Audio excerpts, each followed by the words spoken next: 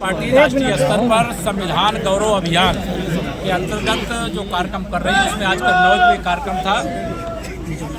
बाबा साहब भीमराव अंबेडकर जी के चरणों में शीश झुका करके हम सब संकल्प लेते हैं कि बाबा साहब के साथ जो अन्याय, जो अपमान और जो उनकी भावनाओं की अनदेखी करके कांग्रेस ने पाप किया है, उसको उजागर करेंगे।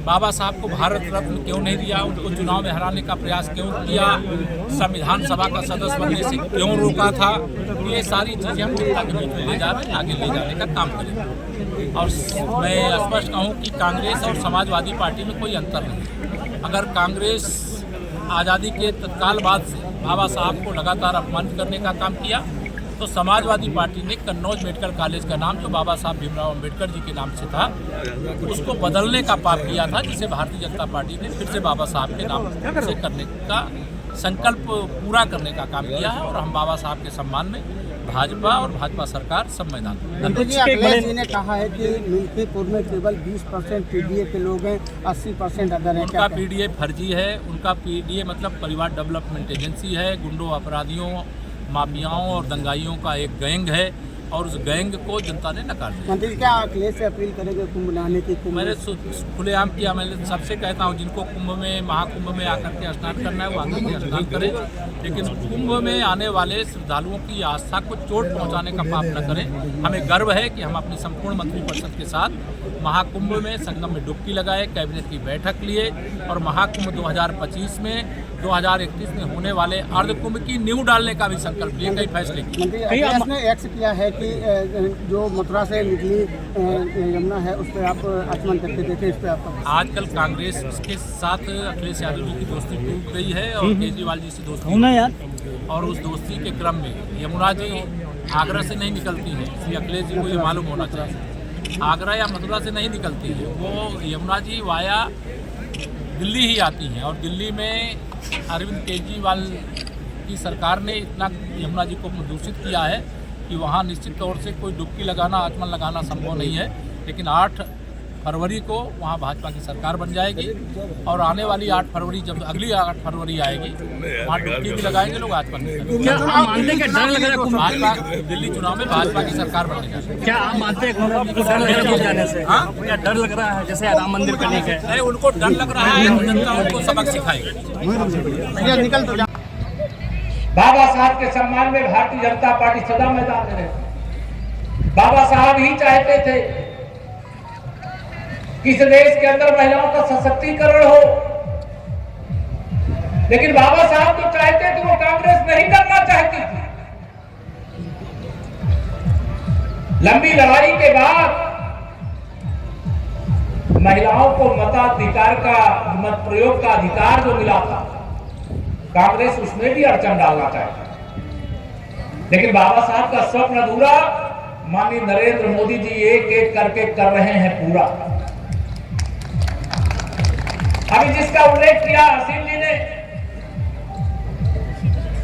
33%, 33% महिलाओं का आरक्षण लोकसभा और विधानसभा के अंदर देने का काम कांग्रेस ने किया है क्या?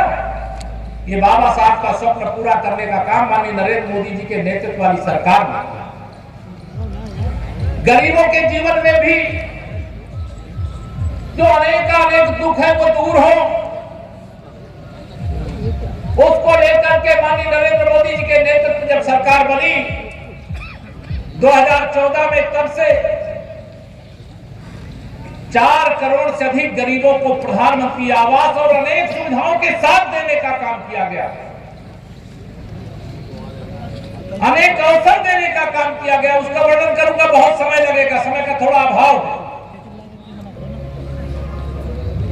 माननीय मोदी जी के आने के बाद 25 करोड़ लोग गरीबी रेखा से बाहर निकले। कांग्रेस के काले कारनामे आप सब जान गए, लेकिन समाजवादी पार्टी इससे अलग नहीं। अगर मैं कन्नौज से चर्चा शुरू करूं, कांग्रेस ने तो आजादी के पहले से ही बाबा साहब का अपमान दर अपमान दर अपमान दर अपमान किया है। कांग्रेस दलितों की, पिछड़ों की, वंचितों की, गरीबों की सबसे दुश्मन पार्टी है।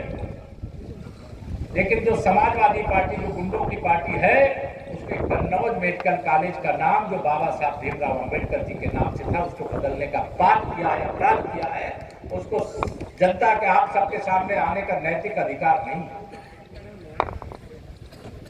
आप सबको याद होगा, इस देश की आजादी के बाद अनेक लोगों को भारत रत्न प्रदान किया गया,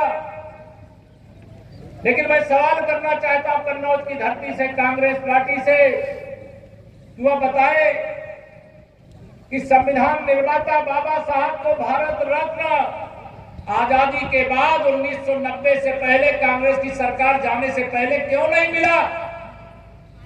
जब इस देश में श्री वीपी सिंह जी के नेतृत्व में भारतीय जनता पार्टी के समर्थन से सरकार बनी, तब बाबा साहब भीमराव अंबेडकर जी को भारत रत्न देने का काम किया गया।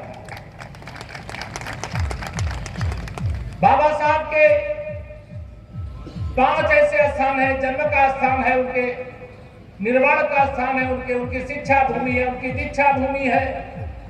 विदेश में भी रहकर के उन्होंने शिक्षा प्राप्त की थी।